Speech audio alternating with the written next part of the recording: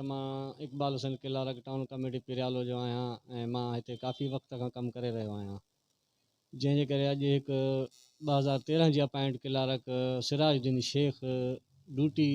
न करण जे बावजूदि अॼु अची बदतमीज़ी कई आहे, गारियूं गलोच कयूं आहिनि ऐं टाउन ऑफिसर जे मथां जेको आहे सो हुन ग़लति इल्ज़ाम तराशी कई आहे ऐं हीअ ड्यूटी चोर आहे। 10 ॾींहं कोन ईंदो आहे, 10 ॾींहंनि खां पोइ बि अची जेको आहे सो बदमाशी करे अटेंडेंस हणी वेंदो आहे। अॼु मां एब्सेंट कयो आहे बकौल हुकुम जे टाउन ऑफिसर जे हुकुम जेको बि टाइम ते न अचे 9 बजे त मां हीउ 11 बजे आयो आहे ऐं अची जेको आहे सो बदतमीज़ी कई अथई। इहे साईं इंक्रोचमेंट इंस्पेक्टर जी इंक्रोचमेंट जी पोस्ट अथसि ऐं जेको शहर जा हालात ॾिसण जंहिंजे करे टाउन ऑफिसर साहब चयो आहे त बाबा पंहिंजी ड्यूटी कयो ऐं टाइम सां अचो टाइम सां वञो ऐं हीअ ड्यूटी तां बि गाफ़िल रहण जे करे ही इल्ज़ाम तराशी करे रहियो आहे ऐं जेको आहे सो बदतमीज़ी गाली गलोच ऑफिस जे अंदरि कई अथई। हर भेरे कयो पहिरियों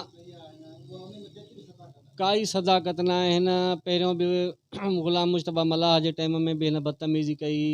ऑफिस में, हिन ड्यूटी जे दौरान जेको आहे सो गाली गलोच कई ऑफिस में। उन टाइम बि हिन वरी मां सॉरी करे जेको आहे सो ॻाल्हि ख़तमु करे छॾी रफ़ा दफ़ा करे ऐं अॼु वरी हीउ आयो आहे जेको आहे सो मीडिया वारनि खे उते घुरायो अथई ऐं उते जेको आहे सो मां 2 क्लिप थोरा बि मीडिया खे रजिस्टर खणी ॾिनो अथई अटेंडेंस जो त हे ॾिसो हुननि खां तस्वीरूं कढायूं अथई ज़बरदस्ती ऐं उनजी क्लिप बि मूं वटि आहे जेका माना हुन वेही करे उते क्लिप कढी मां रिकॉर्ड कई आहे